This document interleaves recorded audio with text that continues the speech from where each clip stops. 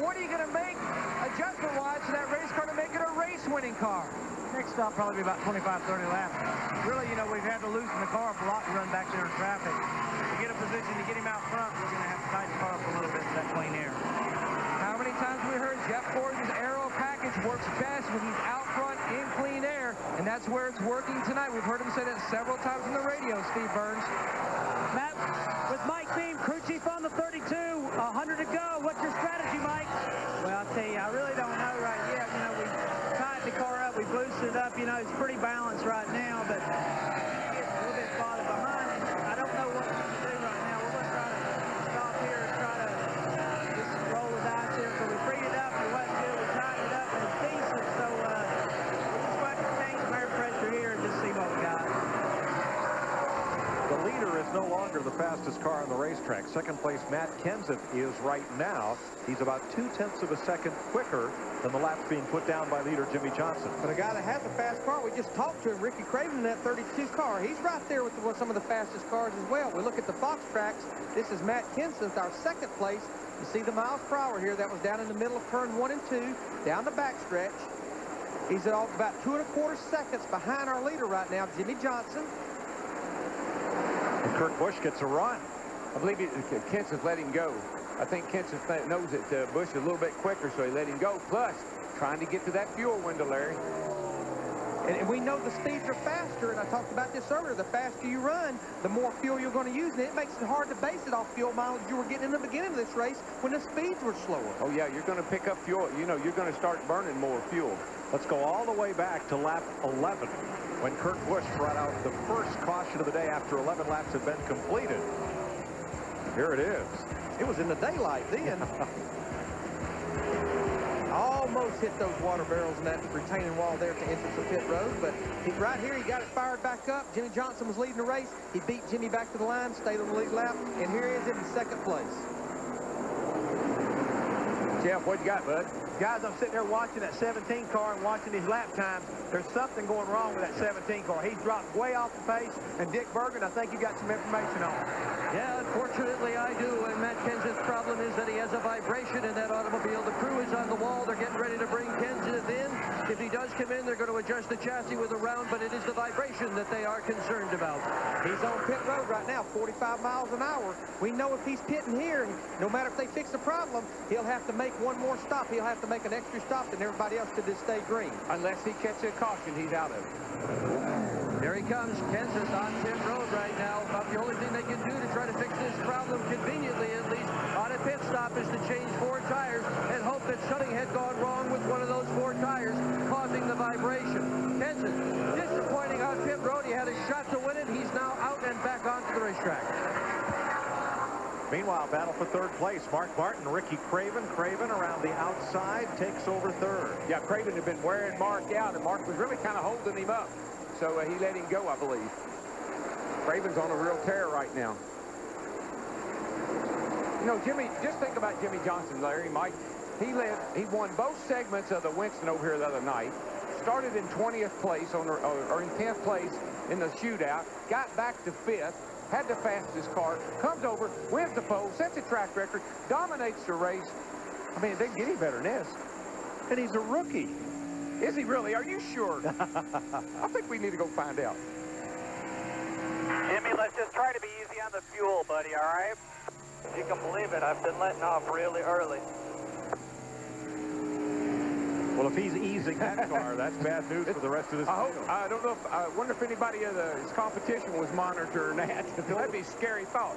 Well, we did see his lap times drop off a bit, and that was probably the reason why, trying to conserve fuel. And the way you conserve fuel is you back off the throttle a little earlier, get in the corner, let the car roll a little longer, especially when you have a good lead, and you pick up the gas a little later. Matt Yoki. Well, you're exactly right. Jimmy Johnson may have another heartbreaker here tonight. Chad Kadaus told me they were about 8 to 10 laps shy of making it on one more stop like the 2014. Their engine package a little more aggressive, which means it gets a little less fuel economy. That's one reason why Jimmy Johnson's on the bottom. It's the shortest way around this racetrack. Trying to save fuel, trying to pick up his first 600-mile victory. Predict. Well, the crew from that Kenseth's car is just pouring over the tire that came off it. There is a tire with a definite problem. Some of the tread is missing. Goodyear has not had a chance to look at this. They don't really know what's wrong with it. To Steve. Well, Dick, Ricky Rudd just radioed his crew and said, this is the tightest my race car has been all night. I can't get the front end to point downhill. Would you expect that at this stage in the race? Well, are you talking about being tight? Yes. Yes, I would. That's exactly what's going to happen. And also what happens is when it gets tight, it abuses the right front. That's what happened to Kenseth's car. You're planting that right front now. You're going down in there, driving hard, picked up about a second.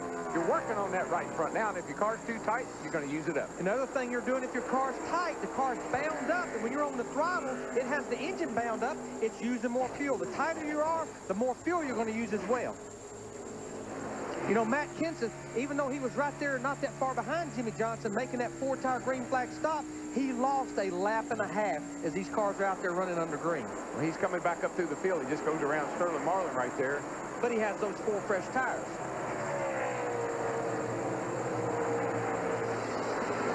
So now only 17 cars are left on the lead lap at Lowe's Motor Speedway with 86 to go. NASCAR by DuPont, bringing you the miracles of science for 200 years. By Radio Shack, you've got questions, we've got answers. And by Valvoline's Max Life, the first motor oil formulated for higher mileage engines.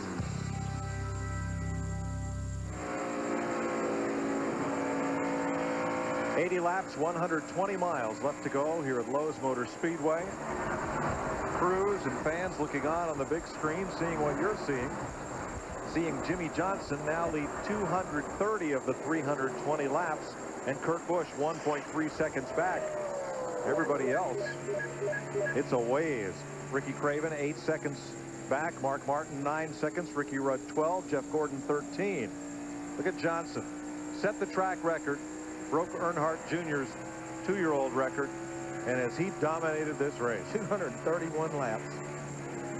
Now 5 drivers going for that $1 million no bull bonus, and 5 fans paired with them. Here's how they fare. Martin, Stewart, and Marlin still in it to win it. All in the top 10. Of course, Jeremy Mayfield still out there, 98 laps down. Ryan Newman losing the engine earlier. His truck has already left the racetrack. Yes.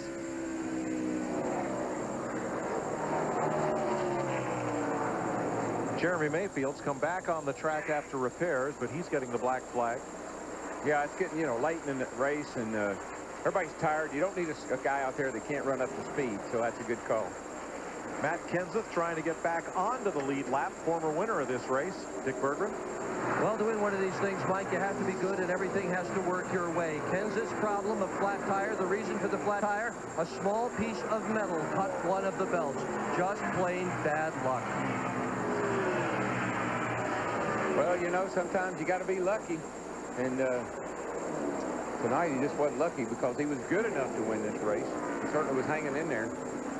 And he's kind of in a catch-22 situation. If this thing stays green, he's going to have to make an extra stop. If a caution comes out, he's going to be a lap down. Well, when they start making green flag pit stops, if we get to that point, that's when we have a chance for a caution. Because guys are going to be on new tires, guys are going to be on old tires, different pit strategies, and that's when you got that real fast closing rate. 3 veterans on the lead lap. Oh, I said veterans. I don't know if I should have done that and then talk right about Rusty Wallace, but let's face it, he's one of the most experienced drivers here. He is in 11th place with Terry Labonte 12th and Bill Elliott 13th, former Winston Cup champs. Right there, 11th, 12th, 13th on the lead lap, about 2/3 of a lap down, but still in contention. If you see by our Fox tracks, about 20-something seconds back, at lap times here around the 30, 31-second bracket, so that's about 2/3 of a lap. But Darrell, the thing I'm impressed about the 2 car is the fact that they were putting water in that thing, trying to cool it down on lap 50. I'd have never believed it would have went this far, Dick Berggren. No, indeed. You know, it's just been a strange night. All kinds of bizarre things are happening, and fuel is going to be an issue, no question about it, as this race wears on. Not kidding about Rusty. He said he didn't want to be called a veteran driver, but on this weekend especially, where being called a veteran is a badge of honor, that's one that I think Rusty and Terry and Bill should wear proudly. Well, yeah, I mean, there's no other sport I know of where when you're a veteran of your sport, that is a compliment. Yes. Talk about veterans of Lowe's Motor Speedway. Jeff Gordon in that 24 car. He's battling Ricky Rudd in the 28. This is a battle for 5th. We almost knew, Darrell, this was another one of those guys. When it got past lap 300, he would show up in that top 5. Passing Elliott Sadler, who started on the outside pole, but has had problems in his 12 laps down. Gordon's car can't be all that different than the 48 car is. And I think it's just a matter of Gordon getting after it right here at the end. Hasn't won since Kansas last fall. Went on to win the Winston Cup Championship despite not posting another victory, but his 4th title was winless this year. A strange start to this season for Jeff Gordon. I just think it's how much the heat's been turned up, guys. I mean, these young kids come in here, they're all aggressive, they're all young, they're all up on the wheel. They haven't made $41 million. They just want to. I love your phrase. This isn't funny no more. It isn't funny no more. People were laughing at Jimmy Johnson there for a while. He's just a rookie, he'll be okay. But now they don't laugh so much. Well, Darrell, when you were a young gun, and the names at the top were Allison Petty, Yarborough, Pearson, there weren't so many young guns running so well. Oh, well, we'd come in 1 or 2 at a time. You know, I came along, then Dale came along, then Bill came along, Rusty. You know, 1 at a time. It wasn't so obvious. What makes it so obvious now, there's so many of them. Trey Labonte smacked the fence off turn 4 there a couple laps ago, and he's on pit road.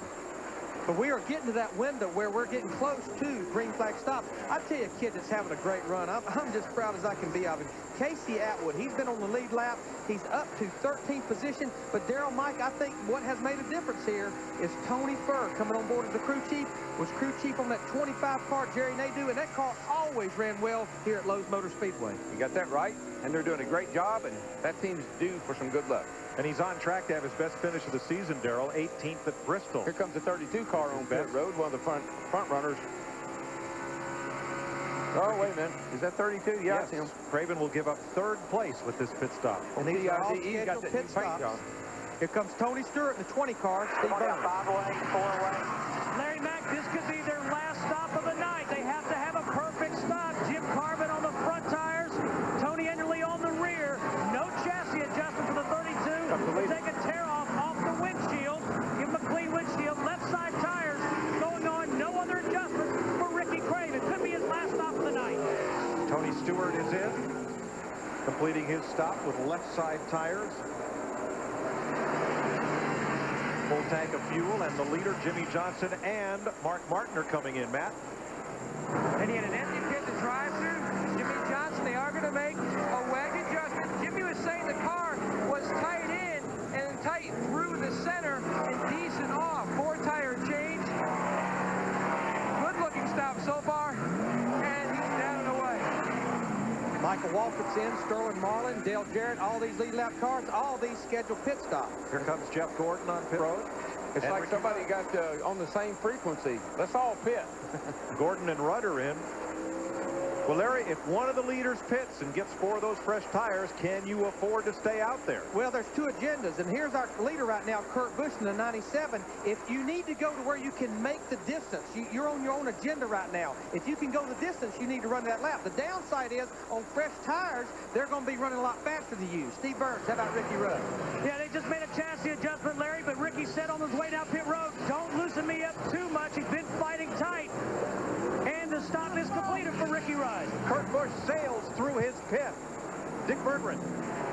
The reason Kurt Busch sailed through his pit was because Rusty Wallace was pulling out just as Busch came in. Now, Busch's crew has to push him all the way back to get him into his pit. A very lengthy pit stop for Busch, the leader, but he's got more trouble